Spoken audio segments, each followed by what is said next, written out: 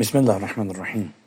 کتاب شرح چہر حدیث از امام خمینی رحمۃ اللہ علیہ۔ دوسری حدیث بسند مذکور یزید بن خلیفہ نے امام جعفر صادق علیہ السلام سے حدیث نقل کی ہے کہ حضرت نے فرمایا، ہر قسم کی ریاکاری شرک ہے۔ جو کام لوگوں کے لیے ہوگا اس کا ثواب بھی لوگوں پر ہوگا، اور جو کام خدا کے لیے ہوگا اس کا ثواب بھی خدا پر ہوگا۔ ریاکاری اور اس کے درجات۔ شرح: جان لو کہ ریاکاری کا مطلب لوگوں کو دکھانے کے لیے نیک اعمال بجا لانا اور پسندیدہ صفات کا اظہار کرنا یا عقائد مذہب حقہ پر عمل پیرا ہونا ہے، تاکہ حسن و خوبی، درستی، دینداری اور امانتداری کی بنیادوں پر ان کے دلوں میں عزت و احترام اور شہرت و مقام حاصل کیا جا سکے، اور ان اعمال کے بجا لانے میں رضائے الہی حاصل کرنے کا صحیح ارادہ نہ ہو۔ ریاکاری کا اظہار چند مقامات پر ہوتا ہے۔ مقام اول، اس کے دو درجے ہیں۔ پہلا درجہ عقائد حقہ اور معارف الہیہ کا اظہار صرف اس لیے کرنا کہ اس سے دینداری کی شہرت ہو جائے اور لوگوں کے دلوں میں اس کا احترام پیدا ہو جائے۔ مثلاً کوئی یہ کہے، میں کائنات کے اندر خدا کے علاوہ کسی کو وجود میں مؤثر نہیں مانتا، یا یہ کہے میں خدا کے علاوہ کسی پر بھی بھروسہ نہیں کرتا، یا اشارے کنائے سے دوسروں پر اپنے صحیح عقائد کا اظہار کرے۔ یہی دوسرا طریقہ زیادہ رائج ہے۔ مثلاً اپنی گفتگو میں خدا پر بھروسے اور قضاء الہی اور پر رضامندی کا بہت ذکر کرتا ہو۔ ریاکار ایک ٹھنڈی آہ بھر کر یا سر کو جھٹکا دے کر اپنے کو انہی لوگوں میں شمار کرانے کی کوشش کرتا ہے۔ دوسرا درجہ باطل عقائد کو اپنے سے دور کرنے اور اپنے نفس کا تزکیہ کرے، مگر اس کا مقصد صرف لوگوں کے دلوں میں جاہ و منزل حاصل کرنا ہو، چاہے کھل کر اس کا اظہار کرے یا اشارے کنائے میں۔ مقام دوم، اس کے بھی دو درجے ہیں۔ پہلا درجہ اچھی صفات اور نیک اخلاق کے اظہار کا ہے۔ دوسرا درجہ بری عادتوں سے بچنے اور ان سے نفس کو پاک و پاکیزہ رکھنے کا، مگر اسی مقصد کے تحت۔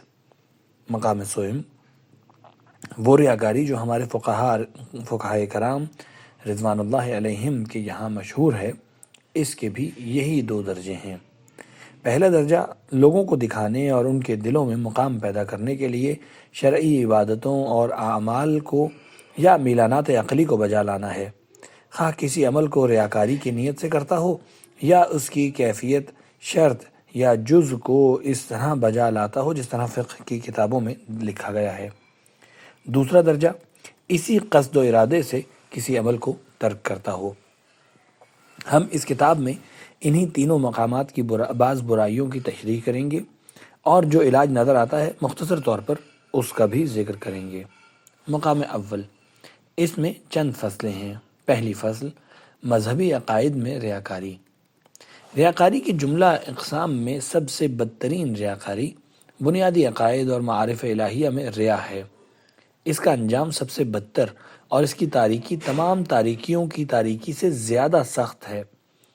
اگر کوئی شخص ایسے عقائد و نظریات کا سچے دل سے معتقد نہ ہو جن کا وہ اظہار کرتا ہے، تو اس کا شمار منافقین میں ہے۔ اس کی سزا دائمی جہنم ہے اور اس کے لیے ابدی ہلاکت اور سب سے زیادہ شدید عذاب ہے۔ اور اگر وہ معتقد تو ہے، مگر لوگوں کی نظر اور دل میں عظمت و منزلت حاصل کرنے کی خاطر اس کا مظاہرہ بھی کرتا ہے، تو اگرچہ وہ منافق نہیں ہے، لیکن اس ریا کی وجہ سے نور ایمان اس کے دل سے چلا جائے گا اور اس کی جگہ کفر کی تاریکی لے لے گی، کیونکہ ایسا شخص بنیادی طور پر شرک خفی میں مبتلا ہونے کی وجہ سے مشرک ہے، کیونکہ الہی نظریات اور عقائد حقہ خالص خدا کے لیے ہونے چاہیے، اور ان کا مالک بھی خالق حقیقی ہے، اور اس شخص نے اپنے عقائد کو لوگوں کے حوالے کرنے، دوسروں کو اس میں شریک بنانے اور اس کو شیطان کے تصرف میں دینے کا جرم کیا ہے، اور اس کا دل خدا کے لیے خالص نہیں رہا۔ میں کسی فصل میں بیان کروں گا کہ ایمان محض علم کا نام نہیں ہے، بلکہ اس کے لیے قلبی تعلق بہت ضروری ہے۔ جیسا کہ اس حدیث شریف میں آیا ہے، ہر ریا شرک ہے، مگر یہ ہلاک کرنے والی مصیبت، تاریک سیرت اور خبیث صفت اور انسان کو اس منزل تک پہنچا دیتی ہے کہ اس کا دل غیر خدا کا گھر بن جاتا ہے۔ پھر رفتہ رفتہ اس بری خصلت کی تاریکی انسان کو اس منزل تک پہنچا دیتی ہے کہ وہ دنیا سے بے ایمان چلا جاتا ہے۔ یہ خیالی ایمان در حقیقت ایک جسم بے روح، ایک صورت بے معنی اور ایک بے مغز چھلکا ہوتا ہے اور خدا کے نزدیک قابل قبول نہیں ہے۔ جیسا کہ اس فرمان کی طرف کافی شریف کی اس حدیث میں اشارہ موجود ہے جو علی بن سالم سے مروی ہے۔ راوی کہتا ہے، میں نے امام جعفر صادق علیہ السلام کو فرماتے ہوئے سنا کہ خداوند متعال فرماتا ہے، میں سب سے بہتر شریک ہوں۔ اگر کوئی شخص اپنے کسی کام میں میرے علاوہ دوسرے کو بھی شریک قرار دے دے تو میں اس عمل کو قبول نہیں کرتا۔ میں صرف اس عمل کو قبول کرتا ہوں جو خالصتاً میرے لیے ہو۔ واضح ہے دل سے تعلق رکھنے والے اعمال اگر خالص نہ ہوں خدا ان کو قبول نہیں کرتا اور اس کو اسی شریک کے حوالے کر دیتا ہے، اور وہ شریک ایسا شخص ہے جس کو دکھانے کے لیے یہ عمل کیا گیا ہے۔ اس طرح قلبی اعمال اس شخص کے لیے مخصوص ہو جاتے ہیں اور وہ اعمال شرک کی حد سے نکل کر کفر میں داخل ہو جاتے ہیں، بلکہ یہ بھی کہا جا سکتا ہے کہ یہ شخص بھی منافقین میں سے ہے۔ جس طرح اس کا شرک خفی ہے، اس کا نفاق بھی خفی ہے۔ حالانکہ اس بیچارے کو یہی گمان رہا کہ وہ مومن ہے، مگر وہ تو ابتدا ہی سے مشرک تھا جو بالآخر منافق ہے، اور نفاق کا عذاب اس کو بہرحال چکھنا ہوگا۔ اور وائے ہو اس شخص کی حالت پر جس کے کام کا انجام نفاق پر ختم ہو۔ دوسری فصل، علم اور ایمان کا فرق۔ دوسری فصل، علم اور ایمان کا فرق۔ جان لو کہ ایمان ایک الگ چیز ہے اور خدا کی معرفت و وحدانیت نیز دیگر صفات کمالیہ مثلا صفات ثبوتیہ و جلالیہ و صلبیہ کا علم، ملائکہ، انبیاء، آسمانی کتابوں اور قیامت کا علم الگ چیز ہے۔ کیونکہ یہ ہو سکتا ہے کہ ایک آدمی ان تمام چیزوں کا علم رکھتا ہو مگر مومن نہ ہو۔ شیطان ان تمام مراتب کا کم از کم ہمارے اور آپ کے برابر علم رکھتا ہے، مگر اس کے باوجود وہ کافر ہے۔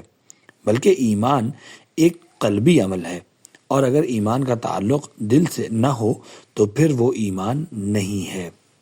اگر کوئی شخص دلیل عقلی کے ذریعے یا دینی ضرورت کی بنا پر کسی چیز کا علم حاصل کرے تو پھر دل سے بھی اس کو قبول کرنا پڑے گا، اور قلبی عمل کو بھی جو ایک قسم کا مان لینا، سر تسلیم خم کرنا، قبول کرنا اور عقیدت سے سر جھکانا ہے، انجام دے تاکہ مومن ہو سکے۔ ایمان کے کامل ہونے کی دلیل اطمینان قلب کا حصول ہے۔ نور ایمان جتنا قوی ہوگا دل کو اتنا ہی اطمینان حاصل ہوگا، اور یہ تمام چیزیں علم کے علاوہ ہیں۔ یہ بھی ممکن ہے کہ برہان و دلیل کے ذریعے آپ کی عقل ایک چیز کا ادراک کر لے، مگر آپ کا دل اس کو قبول کرنے پر آمادہ نہ ہو تو وہ علم بیکار و بے فائدہ ہے۔ مثلا آپ نے اپنی عقل کے ذریعے یہ ادراک کر لیا کہ مردہ کسی کو نقصان نہیں پہنچا سکتا، اور دنیا کے سارے مردے ایک مکھی کے پر کے برابر بھی حس و حرکت پر قادر نہیں ہیں، اس لیے کہ اس کی تمام جسمانی اور روحانی طاقتیں اس سے جدا ہو چکی ہیں۔ لیکن اگر اس مطلب کو آپ کے دل نے قبول نہیں کیا اور آپ کے ذہن میں نہیں سما سکا ہے تو آپ کسی تاریک رات میں ایک مردے کے پہلو میں شب بسر نہیں کر سکیں گے۔ اور اگر آپ کے دل نے عقل کے سامنے سر تسلیم خم کرتے ہوئے اس فیصلے کو قبول کر لیا ہے تو یہ کام آپ کے لیے کوئی مشکل نہیں ہے، اور اگر کہیں آپ نے چند بار عقل کی تسلیم کردہ بات پر عمل بھی کر لیا ہے تو پھر مردے کے ساتھ رات بسر کرنا آپ کے لیے معمولی بات ہوگی۔ بس اس سے پتہ چلا کہ تسلیم و سپردگی جو لذت قلب ہے وہ اس علم کے علاوہ ہے جو لذت عقل ہے۔ ممکن ہے کہ انسان دلیل و برہان سے خدا کا وجود، اس کی وحدانیت، قیامت اور دیگر عقائد حقہ کا اثبات کر سکے، لیکن ان عقیدوں کو ایمان نہیں کہہ سکتے، نہ اس شخص کو مومن کہہ سکتے ہیں۔ ہو سکتا ہے اس شخص کا شمار کفار یا مشرقین یا منافقین میں ہو، کیونکہ آج آپ کی دل کی آنکھ بند ہے اور آپ ملکوتی بصیرت نہیں رکھتے، اور دنیاوی آنکھ اس کا ادراک نہیں کر سکتی۔ اس لیے جب پردہ اٹھے گا اور الہی حکومت کا ظہور ہوگا اور کائنات ختم ہو جائے گی تو حقیقت سامنے آئے گی، تب آپ کو پتہ چلے گا کہ آپ خدا پر ایمان نہیں رکھتے تھے اور آپ کی عقل کا یہ حکم آپ کے ایمان سے کوئی تعلق نہیں رکھتا تھا۔ اس لیے جب تک انسان کی صاف و شفاف لوح دل پر عقل کے قلم سے لا الہ الا اللہ لکھا نہ جائے، انسان وحدانیت خدا کا مؤمن نہیں ہو سکتا۔ اور جب کلمہ طیبہ الہیہ قلب میں سما جاتا ہے تو انسان کے دل کی دنیا خود بخود مملکت خدا بن جاتی ہے، اور پھر انسان حق کی مملکت میں کسی دوسرے کے عمل دخل کو نہیں مانتا اور نہ کسی اور سے جاہ و جلال کی توقع رکھتا اور نہ ہی دوسروں سے منزلت و شہرت کا طالب ہو سکتا ہے۔ اس کے بعد دل نہ ریاکار ہوتا ہے نہ چاپلوس۔ لہٰذا اگر اپنے دل میں ریا دیکھو تو سمجھ لو کہ تمہارے دل نے عقل کی بات نہیں مانی اور ایمان کی روشنی تمہارے دل میں نہیں پڑی، اور تم کسی دوسرے کو خدا اور عالم پر اثر انداز مانتے ہو، اور تمہارا شمار منافقین یا مشرکین یا کفار میں سے ہوتا ہے۔ تیسری فصل، ریا کی برائیاں۔ اے ریاکار انسان، تو نے سچے عقائد اور الہی معارف کو دشمن خدا شیطان کے حوالے کر دیا ہے۔ جو چیزیں خدا کے لیے مخصوص تھیں تو نے ان کو دوسروں کے سپرد کر دیا۔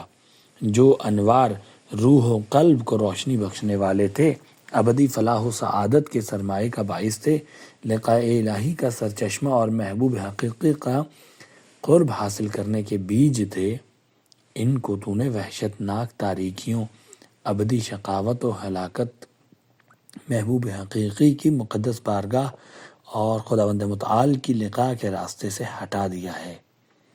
اب تو ان تاریکیوں کے لیے تیار ہو جا جن کے بعد کوئی نور نہ ہوگا، ان تنگیوں کے لیے آمادہ ہو جا جس کے بعد کوئی وسعت نہ ہوگی، اور ایسی بیماریوں کے لیے تیار ہو جا جن کے لیے شفا نہیں ہے، ایسی موت کے لیے تیار ہو جا جس کے بعد زندگی نہیں ہے، ایسی آگ کو برداشت کرنے کے لیے آمادہ ہو جا جو قلب کے اندر سے اٹھے گی اور روح و بدن کو اس طرح جلا دے گی جس کے بارے میں میرا اور تمہارا دل سوچ بھی نہیں سکتا، جیسا کہ خدا نے اپنی کتاب قرآن مجید کی اس آیت میں اس آگ کی طرف اشارہ فرمایا ہے جو دلوں میں داخل ہو کر ان کو جلا دیتی ہے۔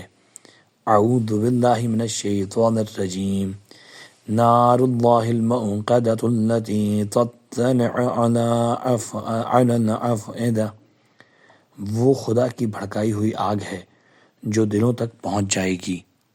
آتش الہی کے علاوہ کوئی بھی آگ دل کو جلانے والی نہیں ہے۔ اگر فطرت توحید ہاتھوں سے نکل گئی جسے فطرت اللہ کہا گیا ہے اور اس کی جگہ کفر و شرک کا قبضہ ہو گیا تو پھر ایسے انسان کو شفاعت کرنے والوں کی شفاعت بھی فائدہ نہ پہنچا سکے گی، اور وہ دائمی عذاب میں مبتلا رہے گا، اور وہ بھی کیسا عذاب جو عذاب قبر الہی اور غیرت خداوندی کا نتیجہ ہوتا ہے۔ اس لیے اے عزیز، صرف ایک خیال باطل کے لیے، ایک معمولی سی مقبولیت کے لیے، اور وہ بھی خدا کے کمزور اور بے بس بندوں کے درمیان اور مجبور و ناچار انسانوں کی تھوڑی سی توجہ حاصل کرنے کے لیے اپنے قہر و غضب الہی کا مستحق نہ بناؤ، اور خدا کی محبتوں، لامتناہی کرامتوں اور پروردگار کی مہربانیوں اور رحمتوں کو لوگوں کی نظر میں محبوبیت کے عوض نہ بیچ دو جس کا کوئی فائدہ نہیں ہے۔ اس سے حسرت و ندامت کے علاوہ اور کچھ بھی ہاتھ نہ آئے گا۔ جب اس دنیا تک تیری دسترس نہ رہے گی جو کسب و حصول کی دنیا ہے، اور تیرے اعمال کا سلسلہ قطع ہو جائے گا، اس وقت پشیمانی کا کوئی فائدہ نہ ہوگا اور خدا کی طرف رجوع بے سود رہے گا۔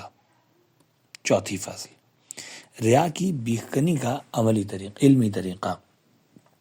یہاں پر ہم ایسی چیز کا ذکر کرنا چاہتے ہیں جو اس مقام پر اور دوسرے مقامات پر اس قلبی بیماری کے لیے مفید ہے، اور یہ بات عقلی اصول و دلائل کے ساتھ ساتھ مکاشفہ و عیان اور اخبار معصومین علیہم السلام اور قرآن کے بھی مطابق ہے، اور اس کو تمہاری عقل بھی ماننے پر مجبور ہے، اور وہ یہ ہے چونکہ قدرت الہی تمام موجودات پر محیط ہے اور اس کی سلطنت تمام کائنات میں پھیلی ہوئی ہے اور اس کی حکومت کا احاطہ تمام ممکنات پر ہے۔